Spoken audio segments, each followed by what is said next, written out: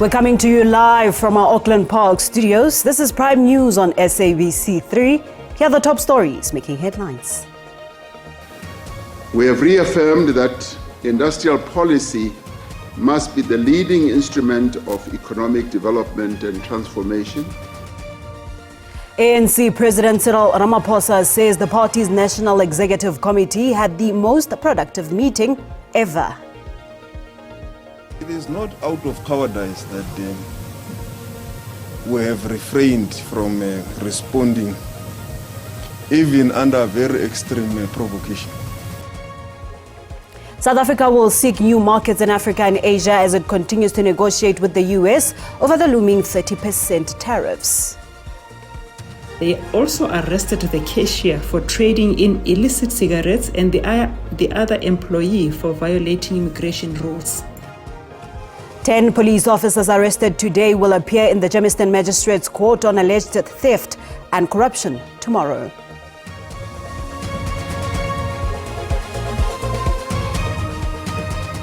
It has just gone 8 o'clock. Good evening, South Africa. An absolute pleasure it is to be in your company this evening as we bring you up to speed with the happenings in and around your world. I am Paulette. Now, let's get into it.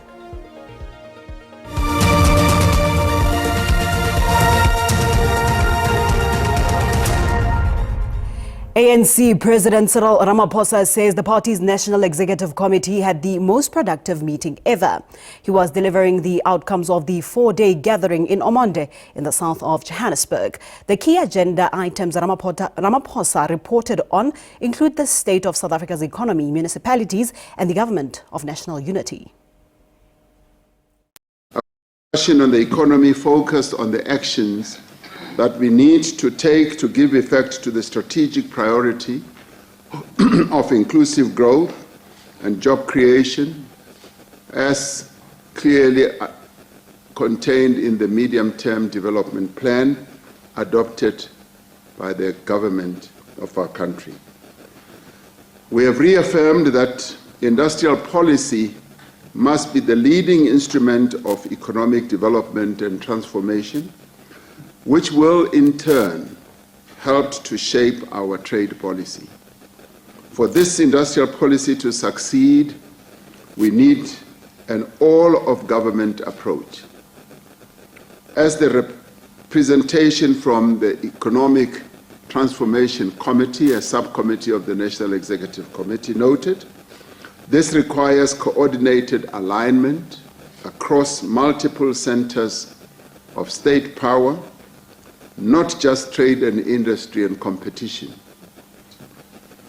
The overall picture is that despite all the noise, through the GNU, we've been able to safeguard the core progressive policy agenda of the National Democratic Revolution, which is the core pillar of ANC policies. The NEC's view is that the tactic of the Government of National Unity has enabled the ANC to continue to execute its agenda for nation building and fundamental socio-economic transformation of South Africa, albeit under conditions imposed on us by the strategic electoral setback that we suffered last year in 2024. 30,000 jobs are likely to be affected by the 30% US tariff. This is the projection from government, which announced a raft of support measures for impacted local companies. The Department of Trade, Industry and Competition, as well as International Relations, held a press briefing in Ekurhuleni earlier today, where Ministers Ronald Lamola and Parks Tau confirmed the continuation of negotiations with the US to lessen the impact on jobs and the economy. Minister Lamola says government has chosen not to retaliate against the 30% US tariff due to the complexity of the geopolitical environment. He says it is unfortunate that government's efforts in resetting the relationship with the US has been undermined by some actors within South African society. It is not out of cowardice that we have refrained from responding, even under very extreme provocation. it was because of our understanding of the complexity of the geo-environment, because we are talking about the livelihoods and jobs of people that are at stake. 30,000 jobs are said to be at risk, with the economy projected to lose 0.2% growth. We base this on the ongoing consultations that we have with all the sectors of the economy, from automotive, agriculture, and all the other sectors that are going to be impacted. And at this stage, we are sitting at approximately 30,000 jobs that could be affected by this if it were to be mismanaged in any manner. Some of the proposed interventions include the establishment of an export support desk, measures to assist companies to absorb the tariff, using the localization support fund to provide targeted competitiveness and efficiency support, an export and competitive support program, as well as working with the Department of Labor on measures to mitigate potential job losses. We're not suggesting that every aspect of localization would be located in the localization support fund. Now, I'm emphasizing that because you would say, well, they have so many billion in their account, therefore this is what it implies. But you have to model it in line with other products in the support package that you provide. The tariffs will be implemented on the 8th of August at 12:01 a.m. However, goods loaded onto vessel before this date and time will remain subject to the 10% tariff. Diabosito, SABC News, Johannesburg. Meanwhile, African countries have been advised to engage the U.S. more on the new tariffs. Some countries like Zimbabwe have offered to unilaterally eliminate tariffs on the U.S. imports, while others like Uganda have resolved to build more resilient and self-sustaining domestic economies. International Relations and Cooperation Minister Ronald Lamola says Pretoria will continue to engage Washington to discuss the tariff issue. He says that this also gives South Africa an opportunity to diversify its trading partners. Lamola says Africa should also consider the African Continental Free Trade Area for intra-African trade and economic integration. We got almost the majority of the mineral resources that the world needs as a continent that must be beneficiated at source. And we have got the responsibility to ensure that this period of artificial intelligence and green economies and so forth. Sectors such as agriculture, automotive and textiles have historically benefited from duty-free access to the U.S. market under the African Growth and Opportunity Act. However, Lamola says countries have to now look at alternatives. Livelihoods and the economy. And our focus is to preserve that. I think that African countries can actually pursue a multi-pronged strategy. First of all, obviously, they can continue negotiating with the US, including engaging the US in multilateral fora like the World Trade Organization, and also continue to engage with the US on platforms like AGOA, including its extension beyond the 30 September expiry date. SABC News, Johannesburg. Still on this, FNB agricultural economist Paul Makube says while there's hope for a diplomatic resolution, there's no guarantee that the US will backtrack on the tariffs anytime soon. There are many factors that are, influencing the decision to, to change tariffs. There are lingering, issues such as, for example, the Russian war, the issues of BRICS, and so on. So are we likely to see a deal finalized and then being, reviewed in a few months' time? It remains an uncertainty.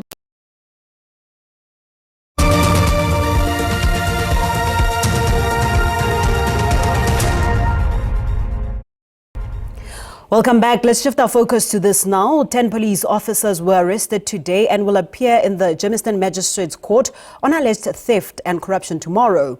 It's alleged that they raided a shop in June, stole cash and did not declare all the seized items. CCTV footage, which the SABC has also seen, is expected to be key to the case.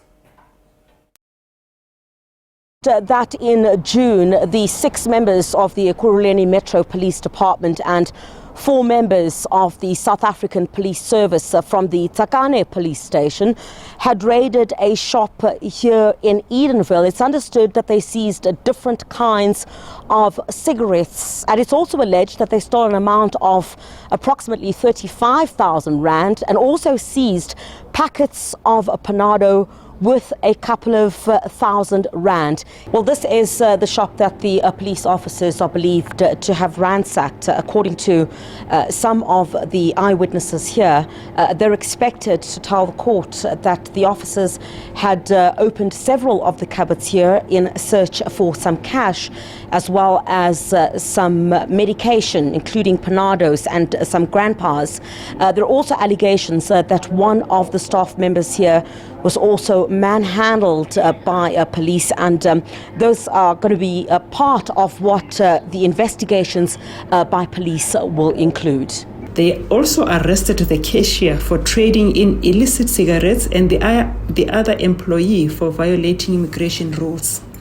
It is also alleged that the accused officers failed to record all the merchandises from the shop at the police station. The shop manager allegedly disputed the quantity and type of merchandise booked in the occurrence book to the station commander. The members were arrested today while on duty and will appear before court tomorrow. Crisalda Lewis, SABC News in Edenvale. The presence of Zambian President Hakainde Hichilema at his predecessor, former President Edgar Lungu's burial, appears to be the substantive issue standing in the way of Zambia's wishes to lay him to rest in his homeland. The Gauteng High Court in Pretoria heard the main application of the Zambia's government bid to seek declaration order which would give them the right to repatriate and bury Lungu in the country of his origin. Over a month since the burial of the late former Zambian President Edgar Lungu was halted by agreement between parties, parties are yet to find a resolution on the issue, with the Zambian government turning to the court for a declarator that would give it the final right to lay the former head of state to rest, charging that it was the former president's wish. 7.6. The family objected that the late President Lungu stated out his wishes before he died, which were that, firstly, his remains should be repatriated back to Zambia in the same manner that he had travelled to South Africa. In the event that he was accorded a state funeral, his successor should not be allowed to attend it. Now, this comes from the respondents. So the important point is that it was never the late president's wish to be buried in South Africa. It appears, however, from arguments presented by counsel on behalf of the Lungu family, that there is only one issue standing in the way of the so-called wish being realized: the presence of Lungu's successor, President Hakainde Hichilema, in the burial, which the family strongly opposes. He made it very clear that it would be against his wishes and, according to him, undignified to be buried when the current president is presiding over his funeral. Representatives of the Zambian government who were present during proceedings could not be drawn on whether the current Zambian president would be willing to step away from this burial, but it noted the impact of a head of state being laid to rest in a foreign country. That would be really sad for the Zambian people, that their leader for 7 years, the president who presided over the country for 7 years, should be buried in a foreign country. Judgment on the matter is expected by the end of the week.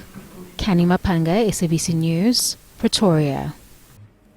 To this now, police say more illegal miners are expected to be arrested at the Sheba mine in Barberton in Mpumalanga. About 24 suspected illegal miners resurfaced and were arrested today, bringing the number of suspects arrested since Friday to 518. 494 appeared in the Barberton Magistrates Court today. Outside court, there was strong support for the 494 suspected illegal miners arrested on Friday to be released. Release our husbands. They are not criminals. They are trying to make a living. The mine is always killing our people and no one is arrested. A logistical nightmare. The accused were brought to the dock and appeared in groups of 50. They stand accused of trespassing, possession of gold-bearing material, and the contravention of the Immigration Act. Now it means we have about 518 suspects that have been arrested. So the other interesting one is that there is a firearm that has been confiscated. Illegal mining is rife in Barberton area, and the mine is concerned. It says it had to retrench 271 workers this year due to illegal mining. Since September last year, some 4,000 arrests have been made. It was evident then that local police could not cope, and these illegal miners were found to be repeat offenders. The case has been postponed to the 11th of August for further investigation. Tumelo Machogo, SABC News, Barberton.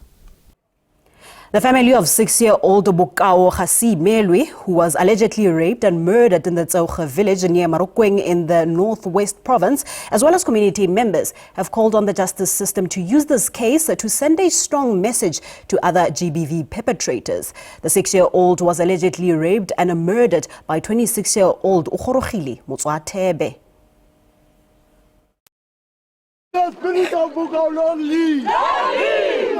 Different civic organizations, including SANCO and political parties such as the ANC and MK party, gathered outside the Khanyesa Magistrates Court in the Northwest. This as Ukgorogile Motswatebe made his second appearance. Bokao Melwe's family is calling for justice for their slain daughter. You know, these things, you just see them from there, moody social media, but when it hits home, it cuts deep. Not that with other victims, especially that we get to see the age, who can do such a thing to a 6-year-old. Like, I alone don't even believe that he was under influence of drugs, like some people are trying to justify it. He is wrong and he must be punished. Women in the area say they fear for their lives. We don't feel safe. Our children are also not safe. We can't even walk freely because of the increasing cases of rape and murders of women and children in the country. SANCO in the Dr. Ruth Mompati district has called on men to take up their role of protecting women and children instead of harming them. We must, as men up and treat women and children with respect. There is no way that every day we are on television, men are the perpetrator and killing women. Further investigations into the case continue. The accused is remanded in police custody.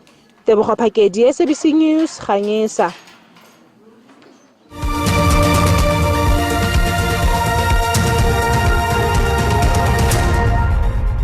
Thank you for sticking with us. Let's continue with some news on the African continent. The Democratic Republic of Congo and Rwanda have signed a new economic cooperation deal as part of ongoing efforts to bring lasting peace to the Great Lakes region. The agreement signed in Washington, D.C. supports a peace accord reached by the two countries in June aimed at ending decades of conflict in the Eastern DRC. And the Democratic Republic of Congo have agreed to work together on key sectors like mining, infrastructure, tourism and public health. The two countries also committed to stopping illegal mining, long blamed for fueling rebel activity in eastern Congo. The agreement was facilitated by the U.S. government as part of its mediation of a peace deal signed between the two neighbors in June. Tensions between Rwanda and the DRC escalated in 2021 when the M23 rebels launched their uprising in eastern DRC. Kinshasa accuses Kigali of backing the group with troops and weapons, allegations confirmed by a UN expert panel, despite Rwanda's repeated denials. Authorities in Kigali also accuse the DRC of supporting a militia of ethnic Hutus known as the FDLR, who participated in the 1994 genocide that targeted ethnic Tutsis. That too has been confirmed by UN experts in their latest report. At the heart of the conflict is competition over mineral-rich territory, which Congolese officials say continues to drive violence in the region. The new agreement sets a 90-day timeline for both countries to begin implementing joint economic projects. Chris Ochamringa, SABC News, Kinshasa. All right, with that, it's now time to find out if you need to pack a jacket or two tomorrow. Your weather details are up next.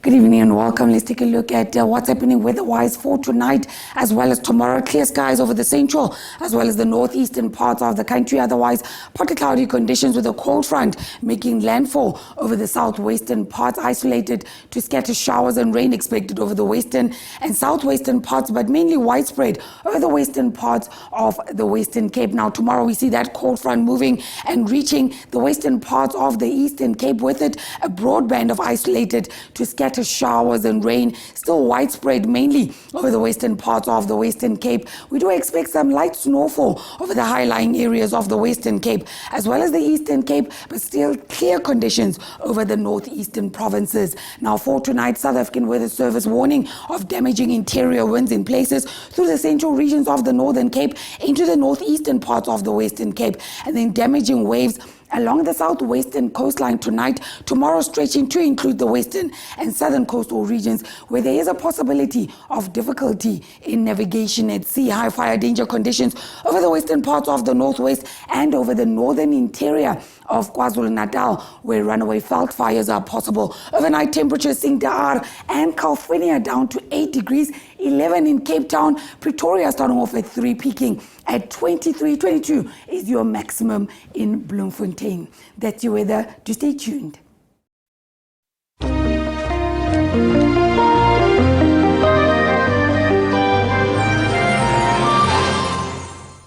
We leave it here for tonight on Prime News. Much gratitude for joining us. Until next time, it's good night. God bless. Hula.